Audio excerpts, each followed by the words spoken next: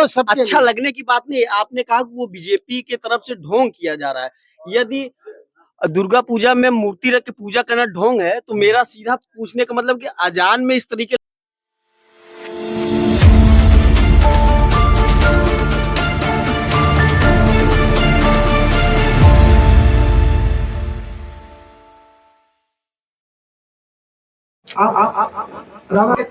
सभी अतिथियों का एक एक दो माला लेकर के शपथ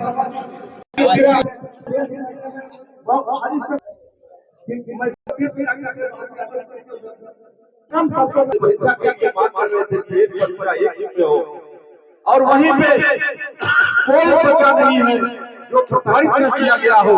इसलिए आपसे निवेदन करने आए हैं, इस निकम्मी सरकार को उखाड़ कर फेंकने के लिए आप लोग सभी लोग संकल्प लेकर के यहाँ से जाएंगे, और जिससे कि यह संदेश जाए उत्तर प्रदेश के देश में जो सरकार चल रही है वो किसानों के लिए, गरीबों के लिए, मजदूरों के लिए नहीं है।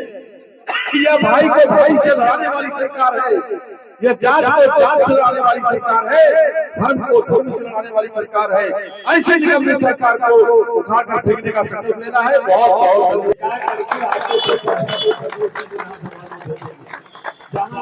मैं समझता हूँ 6वां कार्यक्रम माननीय सांसद जी का है, और 6वें कार्यक्रम में पहला कार्यक्रम जहाँ से शुरू हुआ है लगातार इसमें थोड़ी दूरी बनी है, लेकिन आपका उत्साह देखकर माननीय सांसद जी को आज 9 बजे पकड़ना था, उन्होंने कैंसिल कर दिया कि आज वही पकड़ूंगा और मैं कल जाऊंगा दिल्ली जाके। सरकार आपको बदलने का काम किया था, और मैं समझता हूँ मोदिया को आपने चुनाव जिता दिया था, लेकिन कुल मिला जुला के अंत में उनको प्रमाण पत्र नहीं लेने दिया गया, उनको हरवा दिया गया।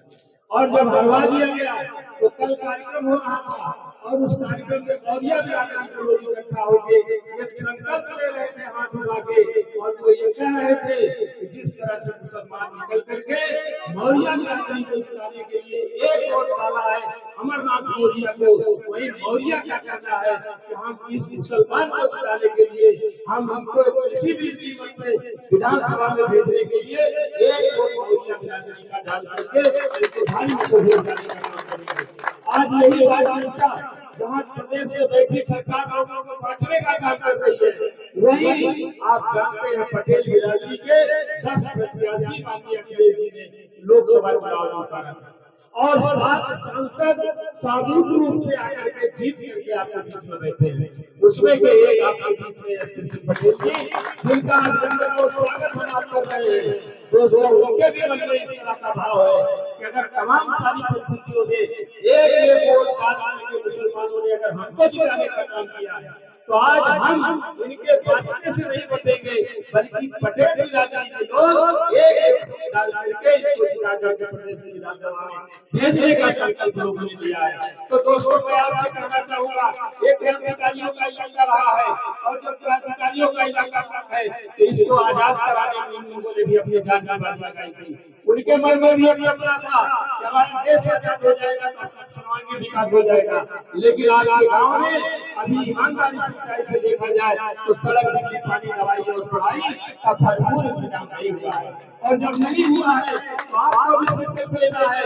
दिल्ली का एक चावल किया जाता है और देखा जाता है कि पक गया है कि नहीं पक गया है। आज पूरी जनता पूरे प्रदेश की इस सरकार से निजात चाहती है, और आप यहाँ बना करके भेजेंगे, ये सरकार ही लेगी और सरकार फिलहाल की समाजवादी पार्टी की बनेगी, और उसके नेता माननीय प्रदेश से होगी। ये अवसर आपको मिला हुआ है, आपको मिला है। तो 30 तारीख को आपसे अपील है, साइकिल के सामने वाली को दबा करके मुस्तफा भाई को ऐतिहासिक तरीके से जिता करके फूलपुर से भेजने का काम करें। आज के बीच में आपको मैं धन्यवाद देना चाहूंगा। यहाँ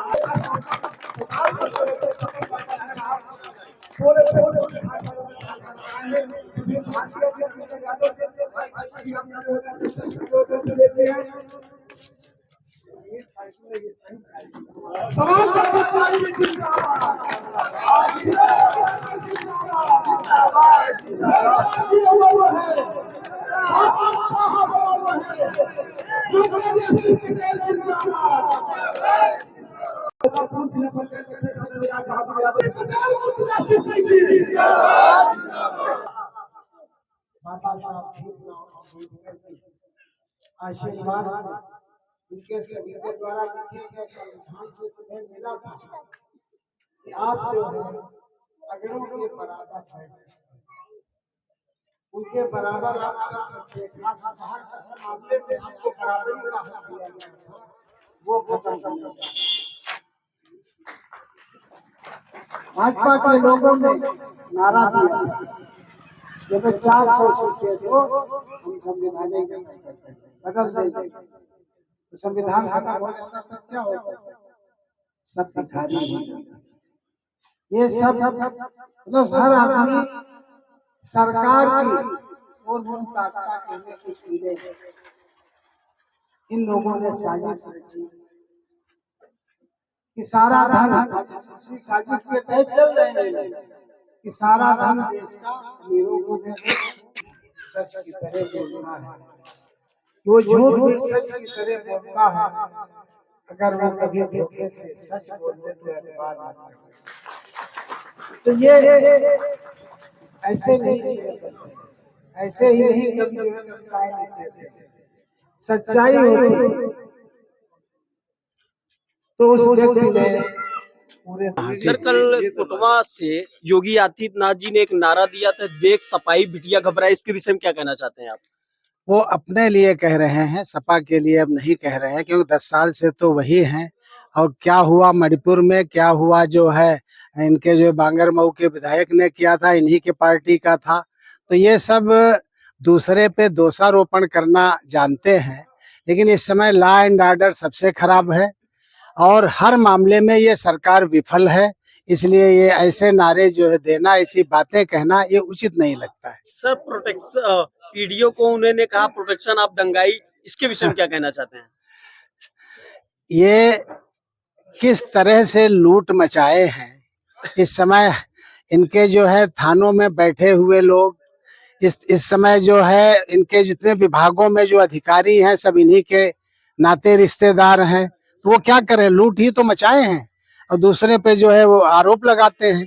भ्रष्टाचार में ये सरकार ने सारे रिकॉर्ड तोड़ दिए हैं, इसलिए सबसे भ्रष्ट सरकार है, भ्रष्टतम, मतलब इसके बाद कोई सीमा नहीं है।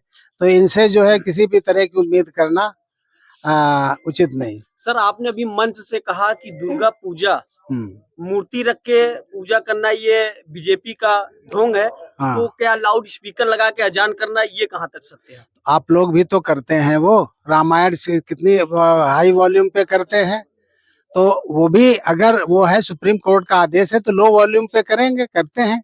और कोई लोग मना करते हैं तो करते हैं भाई। वो अजान भी है, अगर किसी को वो अजान आपको इसलिए नहीं ठीक लगती कि आप दूसरे धर्म के हैं, उनको वो अच्छी लगती है। हम जब रामायण जब चलाते हैं या कुछ और पाठ कराते हैं, पंडित जी का वो हो रहा है, क्या कहते हैं वो जो पाठ होता है, अरे वो जो राम कथा भागवत कथा ये होती, कहाँ से कितनी दूर तक पाँव लगाते हैं। सर तो वो तो सब अच्छा लगने की बात नहीं है। आपने कहा कि वो बीजेपी के तरफ से ढोंग किया जा रहा है।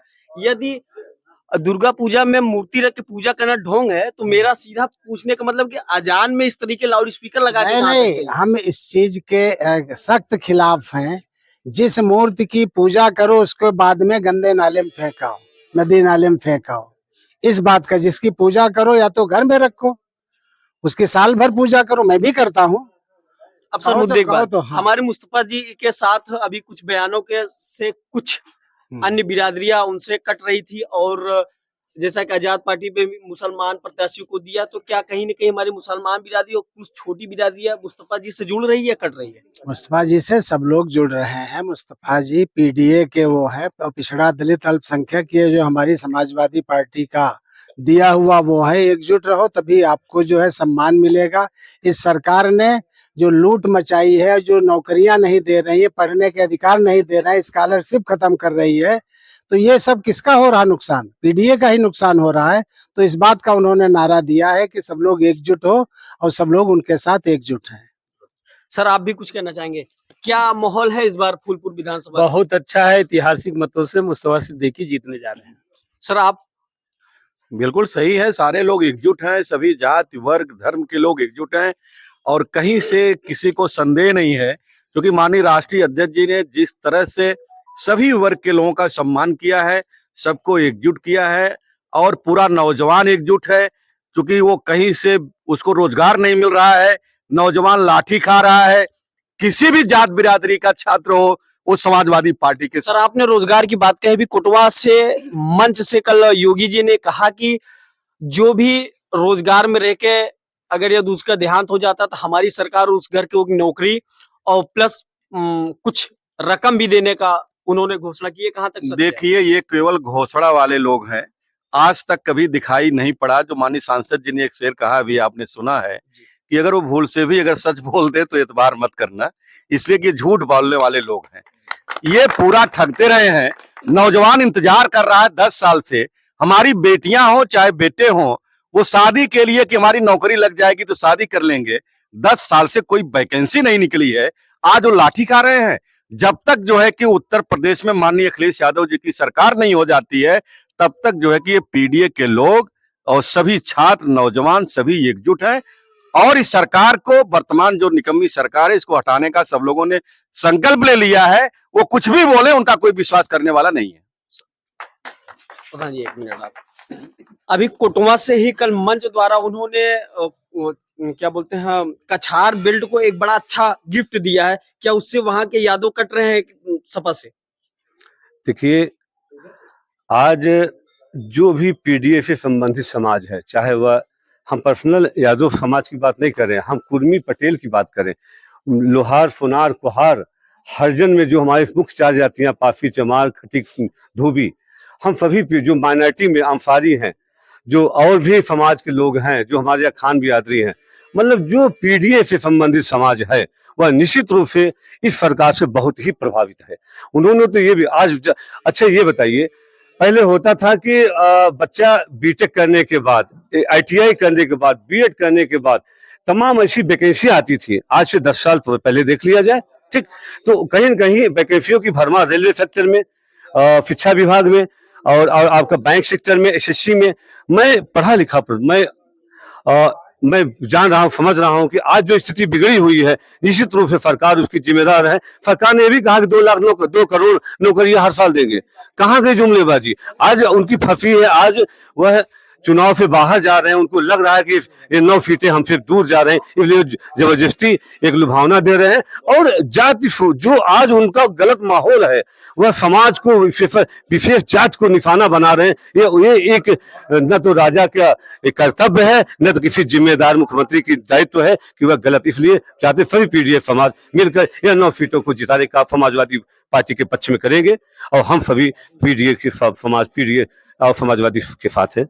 मैं एडवोकेट विजय सिंह पटेल, प्रदेश महासचिव, प्रधान संघ उत्तर प्रदेश, जिला सचिव समाजवादी पार्टी और सेक्टर अध्यक्ष। प्रयागराज नाइना तेंदुई ग्राम सभा से आप देख रहे हैं एनडीटीवी, मैं रोहित प्रजापति।